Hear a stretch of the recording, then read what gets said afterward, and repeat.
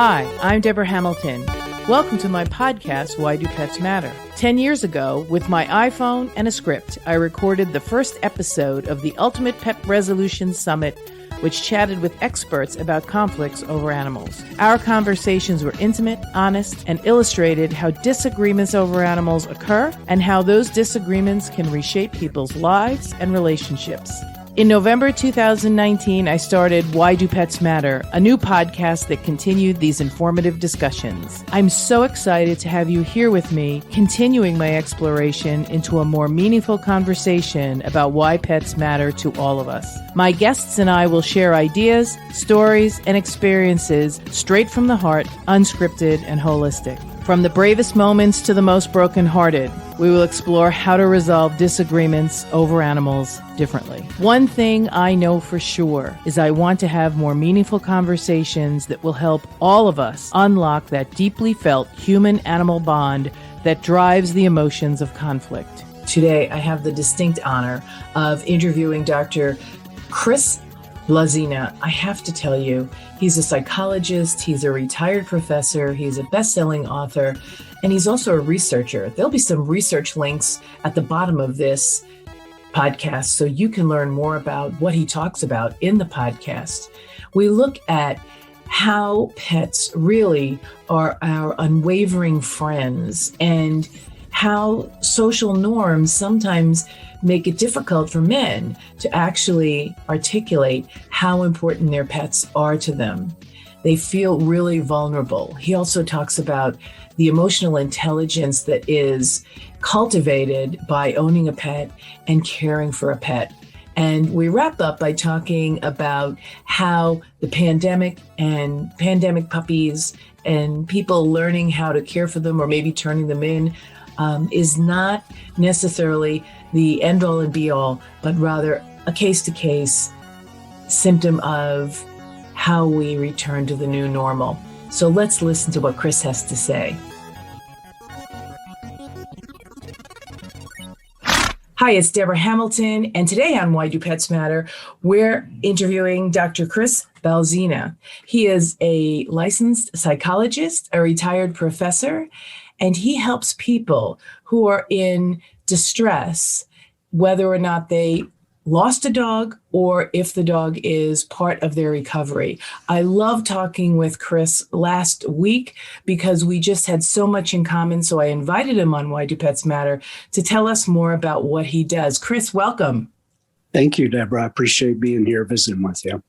Well, I'm so glad you're visiting with us as well, because after our last call, I know you're going to bring so much information to the listeners, because this is what you do. You help people who are suffering from depression or any kind of difficult disorder or even just difficult time. And some of that might actually be around losing an animal. So we all know, why do pets matter? They matter incredibly. And when we lose them, it's a huge emotional shock to most people who own pets.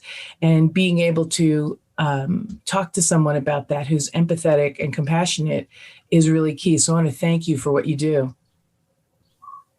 It's really my pleasure. It's part of the meaning and purpose of my work as a psychologist. And I don't know. I feel really honored to have animals in my life. So, well, thank you so much. And as we always do on Why Do Pets Matter, we ask our guests the first question, and then we go from there. Chris, why do pets matter to you? The thing that comes to my mind is they are one unwavering friend. They are an emotional constant, and they have been.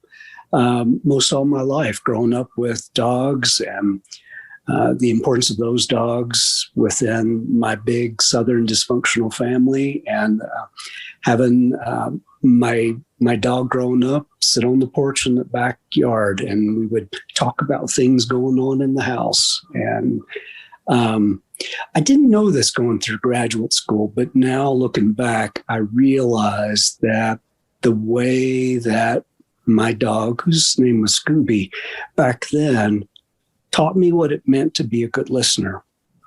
And those lessons have stayed with me. And, part of the work that I try to do research-wise is trying to give words to understanding why, in the spirit of your question, why pets matter and how they can have a type of therapeutic presence in our lives and what happens when we have those connections in our lives.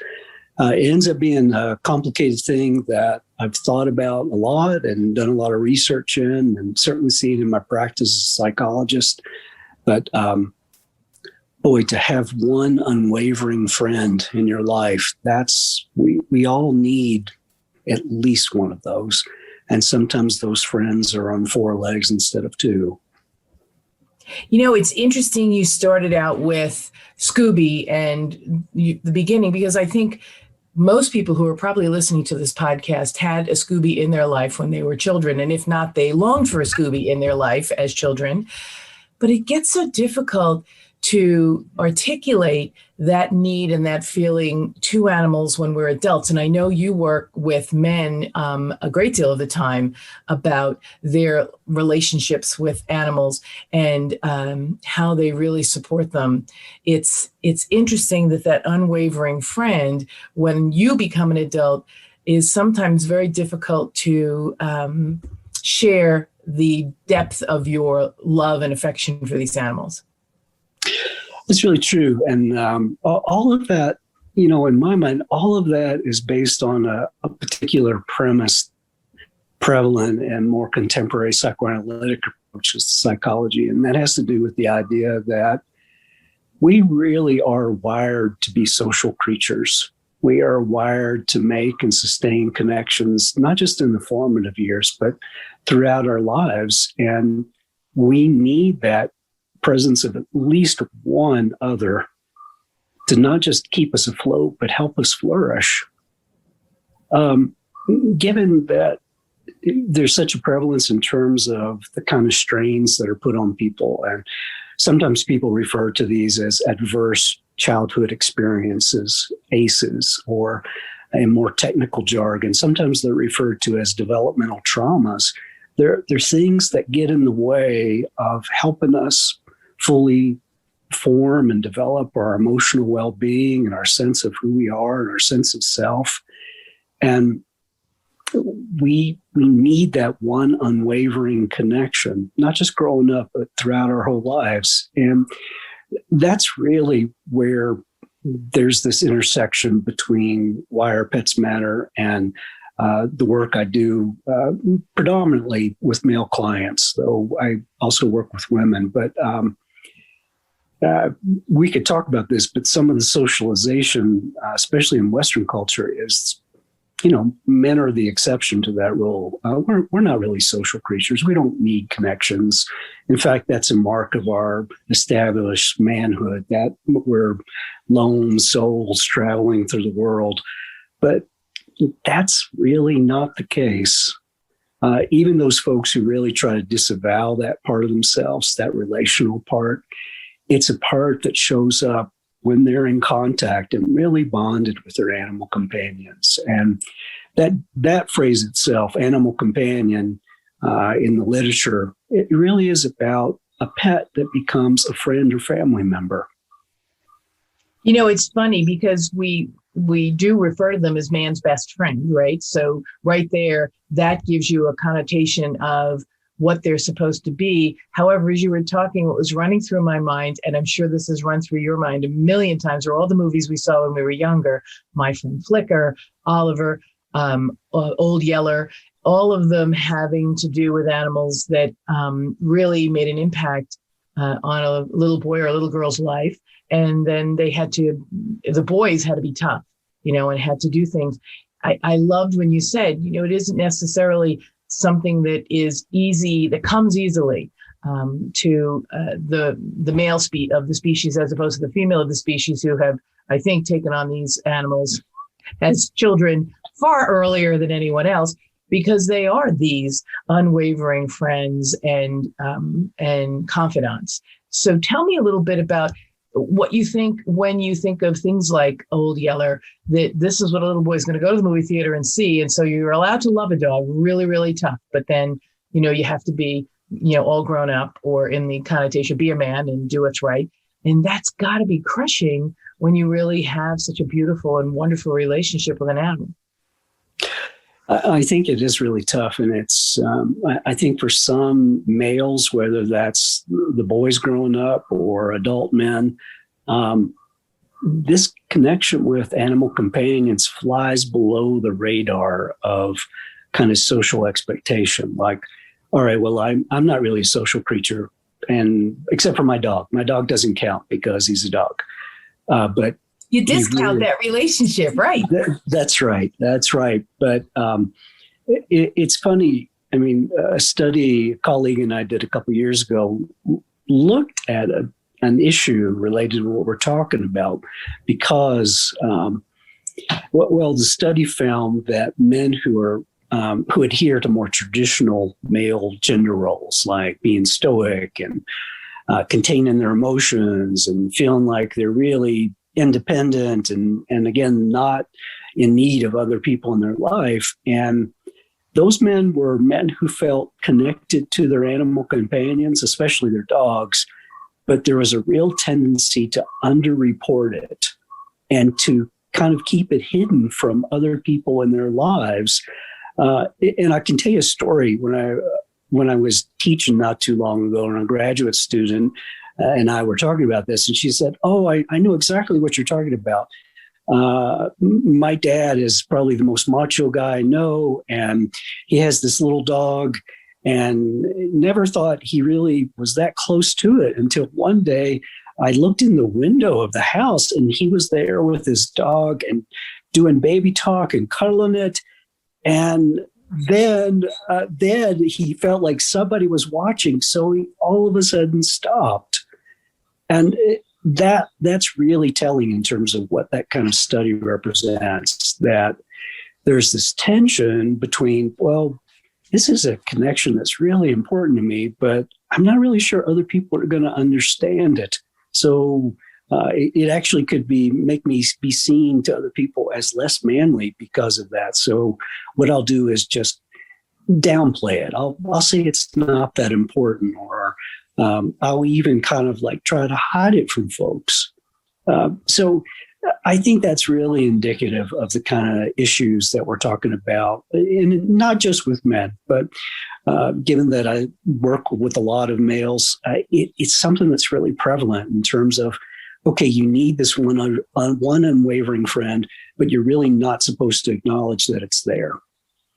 Yeah, it seems to. I love when you put that. It's in this animal is important to me.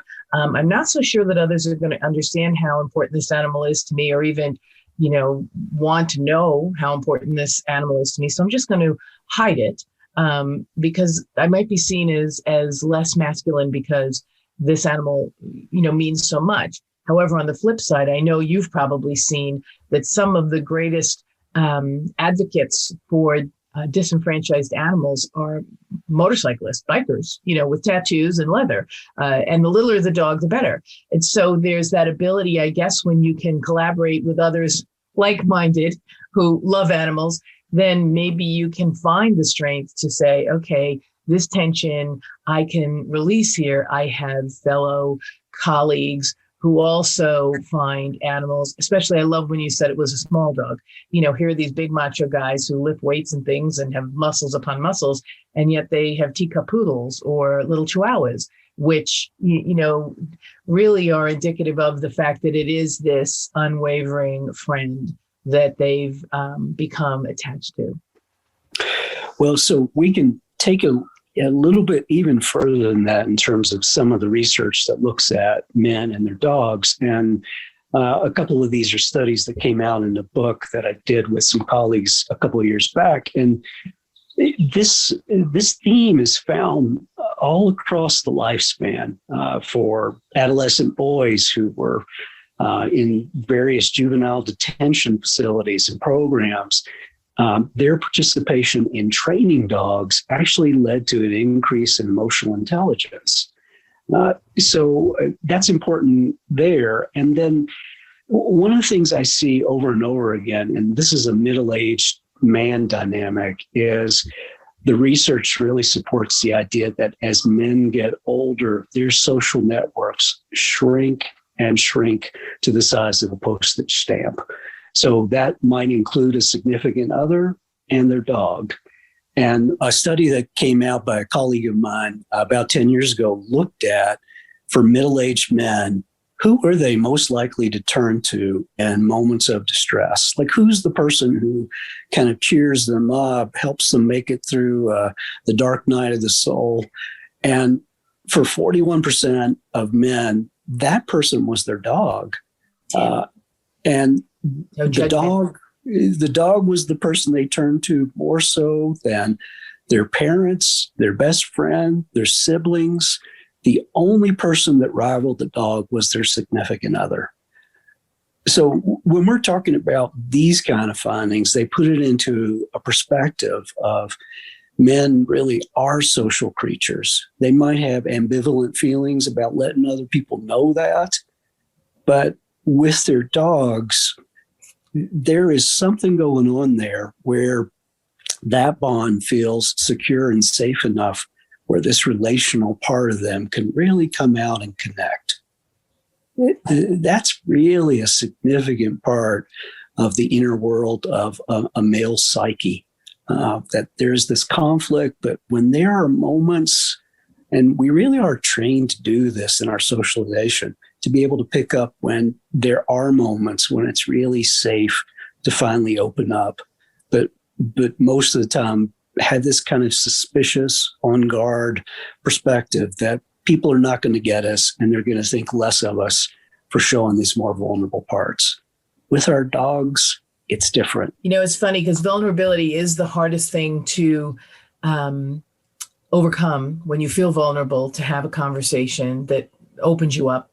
And yet with your pet, that's really the most prevalent conversation you probably have. It's really amazing. And again, like there is a kind of suspiciousness built into traditional masculinity. Like, what will people think of me?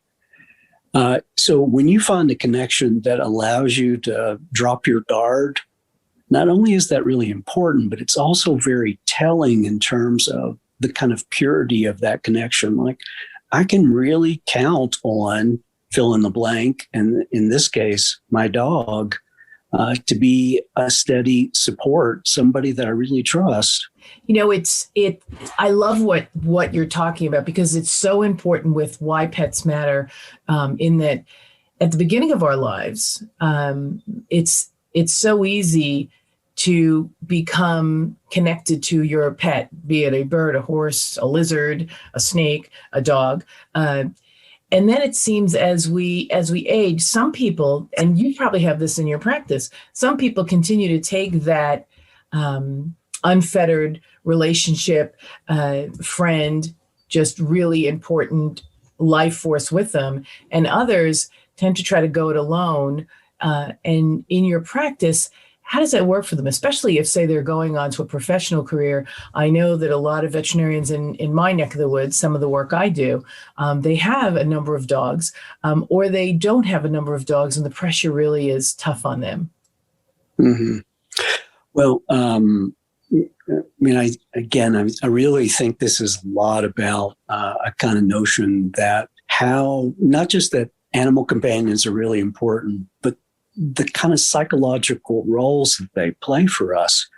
And again, I can reference another study that a colleague and I did a few years ago, a different study that asked middle-aged men to tell us about the different roles that they play, that dogs play in their life. And the roles that really stood out would be, sometimes they're a source of hope, like a type of like, oh, if I have this connection, maybe there's a possibility that I can find a kind of connection like this with human beings too.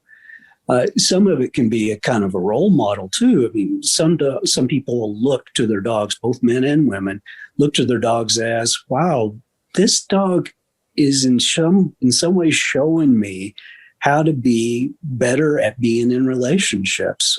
They become the kind of role model. Some of the roles include just kind of the day-to-day accompaniment that we all need, like your running buddy or the person you take on a hike, or the day or the days that you watch a movie with your dog on the couch, somebody who occupies a sense of accompaniment and that kind of role. And, you know, we can think about this in terms of the last couple hundred years, that dogs have gone from a kind of role of, you know, in America being on the frontier and you needed a dog or to help all the vermin away. Right. That's right. And for protection and those kinds of things. And what we think about maybe now more and more is the psychological roles that dogs play in our lives. It still can be, that doesn't mean that that's a brand new thing, but maybe that has become the more predominant focus in terms of how do animal companions fill up our lives? And we can think about it in psychological terms. They do inspire and give hope and provide a sense of meaning and purpose for so many. It is an important shift. And it's one of the reasons why, again, the research suggests that, especially in North America, upwards of 90% of people who have pets think about them as animal companions, friends or family members. Right. And let me ask you, so that leads me to the next question, which of course I speak about a number of times on the podcast, because why do pets matter? We all know because we have pets. But there's the largest disenfranchised group in the universe are the ones that don't have pets in their lives. And I'm sure you don't have a lot of them walking through your practice, but in your studies, I'm sure you've looked at those who didn't have pets in their lives and how they handled different situations, maybe not. But it seems that those of us who love having pets in our lives, and this is a perspective of mine, and I don't know how you feel about it. I find that people who love animals stick with people who love animals, and people who love animals are very suspicious of people who don't have an animal and don't want one. Well, I definitely think there's something there. It's kind of a litmus test in some way. Like, if my dog likes you, then maybe I like you. Right. The possibility of liking you as well. So, I mean, I think they are good judges of people who feel safe, and the other side of that, not so much. Yeah. It makes it really interesting because there's the emotional support animal, which we spoke about before you came on the air, and how to have that animal in a situation where someone might have bought an apartment or whatever in a no-pet building. And how do you have that conversation? And what do you, as the person receiving the accommodation for the emotional support animal, help the other parties there understand that you understand the accommodation, you appreciate the accommodation, and how can I help you not get angry at me for the accommodation? Yeah. And I know some folks who are not dialed into the issue you're talking about would see these kinds of things as somewhat frivolous or this is a hoax in some way. But, you know, what we're you're really playing the game. You're That's right. That's right. And, you know, I think some folks push the limits there, but it doesn't in any way take away from the notion that, again, animal companions play a significant psychological role for so many folks. And some of that has to do with keeping hope alive in your life, especially if you are facing kind of chronic issues, whether you're somebody who was a veteran and seen a lot of the difficult war-torn areas of the world, or you grew up with a situation that psychologists refer to as ACEs, adverse childhood experiences. And that could be financially, it could be at the cultural level. It can be that there just wasn't the kind of emotional sustenance in your family present that you really needed. Well, for folks who are in these various contextual challenges, an animal companion becomes a type of necessary lifeline that not all folks understand, but that's a real dynamic. You know, now that we're coming out of COVID, and there's the discussions about how everyone went out and ran and got a dog because they were home. And now there's the fear that everyone's going to turn the dog in once they return because, you know, we're a wash and wear society, or, you know, it's the flavor of the moment. And for me, I'm thinking that people are going to understand the benefits to their entire family, from the father and mother down to the kids, of having that time to bring the animal into the family, what that gives. I mean, this whole conversation has talked about how that has really fed the souls of the family, because now they're not guard dogs, they're really companions and family members. So when you bring it in, if you dispose of it, the impact on the family will be huge. And so the questions I wanted to ask was, what do you think about the fact that people are claiming that they're going to drop off the dogs and they're not going to keep them? And secondly, the second part of that question, what might people do to help sustain animals in the home because of the benefits they accrue to every member of the family?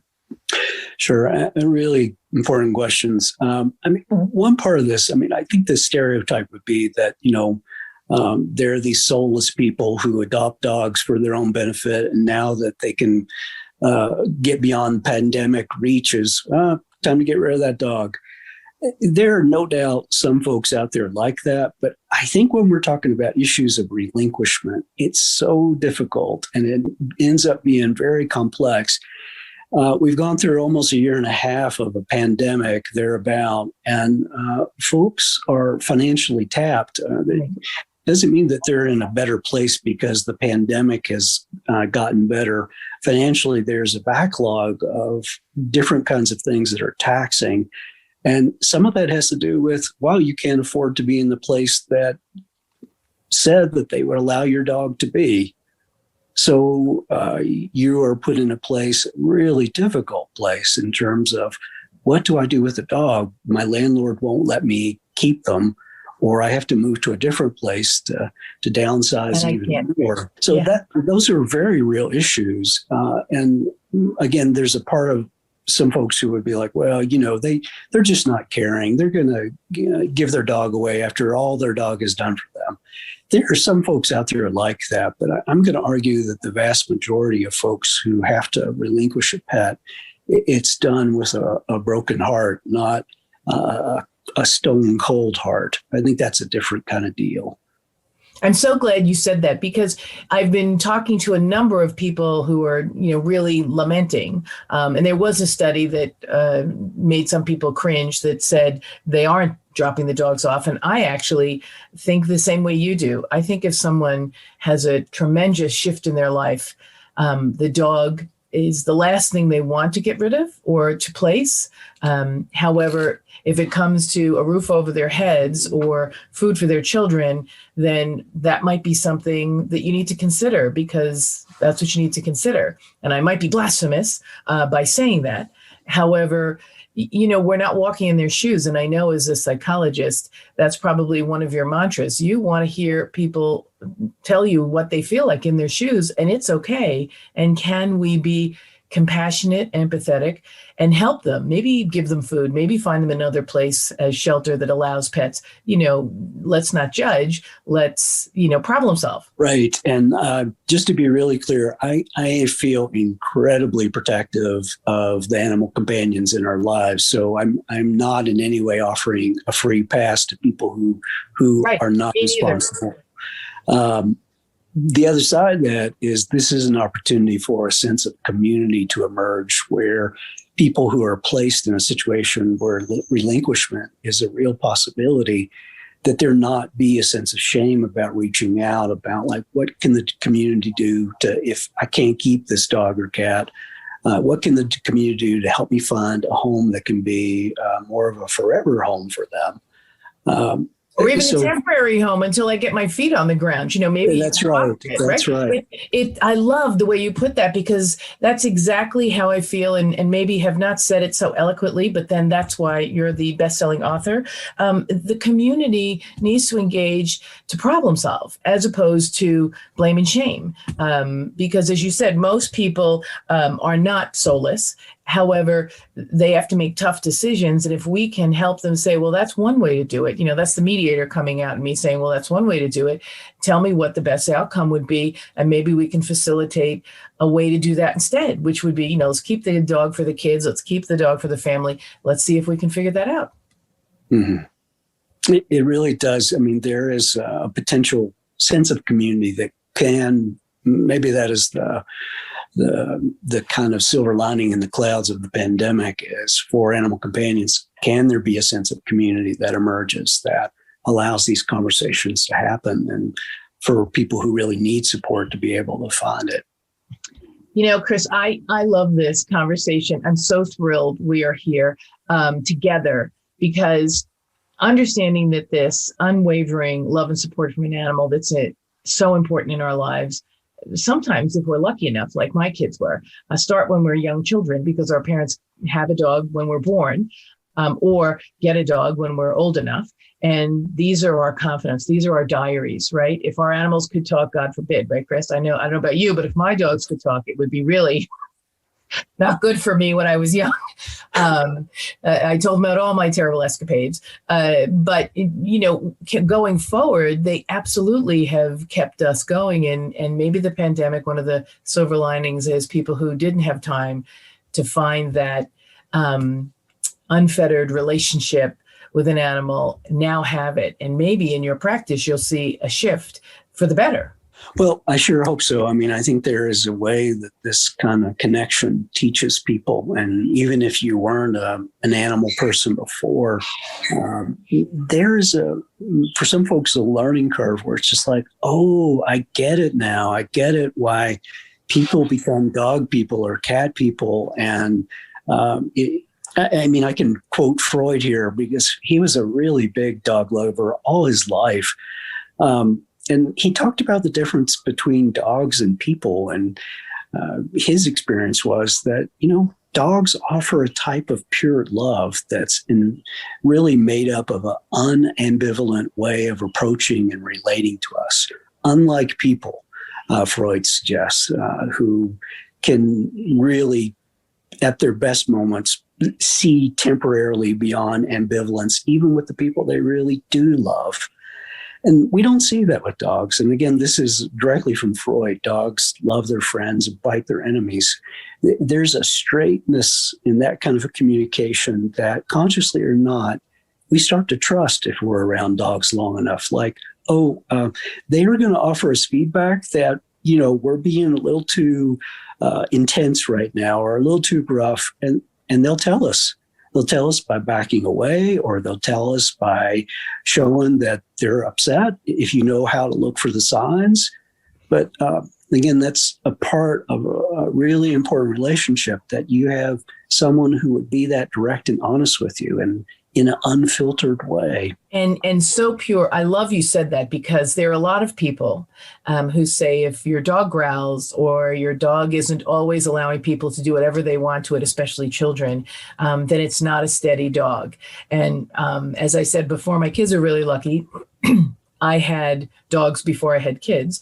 And when the dogs would be in a situation that I felt was risky, I would tell my sons, if Beaver was one of our dog's names, if he bites you, it's because you've crossed that line. He would never bite anyone. However, you need to treat him with the respect that you want to be treated with. And I think you said a few minutes ago about emotional intelligence. And I think that's the thing that if you allow your dog, I don't want vicious dogs chewing on people. Please don't get me wrong. However, dogs need to, like they do puppies. If you ever see a mother dog with her puppies, she lets them know, and she lets them know in no uncertain terms, much better than I did, I might add, that this is okay behavior and this isn't okay behavior. And they learn it early. And they will give you that direction. And I loved when you said, they give you direct feedback. Where they stand, how they feel, no filters. So that's the piece that I really feel is important to understand about pet ownership as well. Yes, we don't want our dogs chewing on anyone. However, if they do, there should be a conversation, especially if it's with your kids. What happened here that created this dynamic? Yes. And sometimes I think we're tempted to think that dogs are all cut from the same cloth, and they're really not. They have their own context and background. And sometimes when you adopt a dog, they have their history of neglect and abuse. And this is where this becomes, I think, in more philosophical terms, Martin Buber notion of an I-thou relationship. It's not all about us.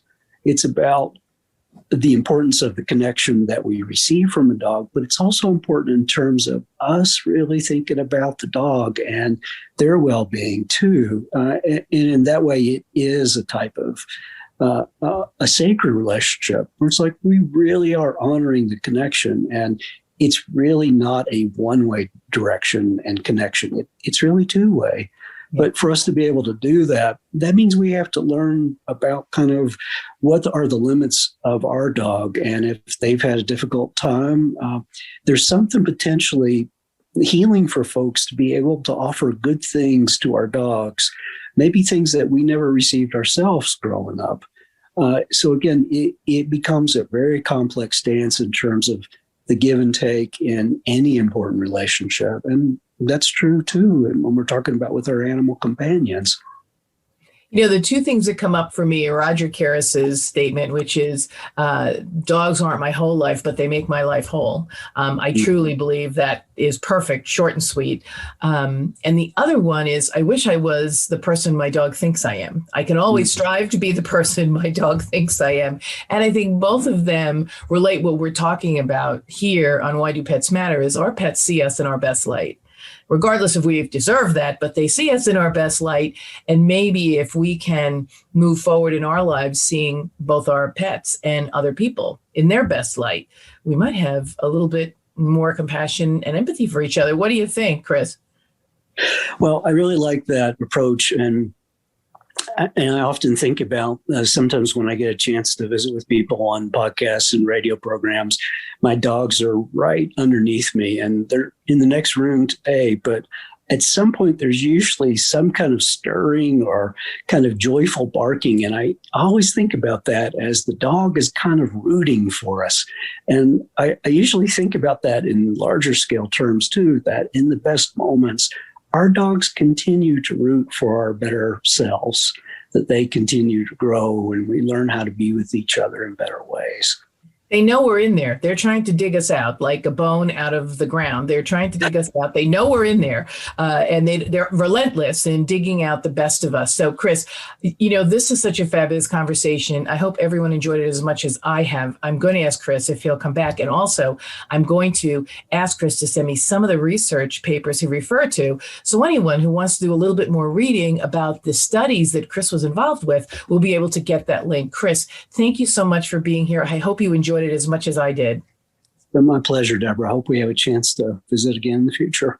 Oh, absolutely. So this is Deborah Hamilton, Hamilton Law and Mediation, and the Why Do Pets Matter podcast. And don't forget to join us Wednesday nights for the MAP community, which plans the care of your pet in the event you can no longer take care of it. Remember, it's not just about dying. It's about the 9 Ds, which is divorce, delay, disease, disaster, disability, deployment, and now we've added domestic violence. If you make a plan for your pet, those pets will be cared for long-term, short-term. So until next time, please enjoy this episode of Why Do Pets Matter. Like it on any of your platforms for podcasts, and please share it with your friends. Take care.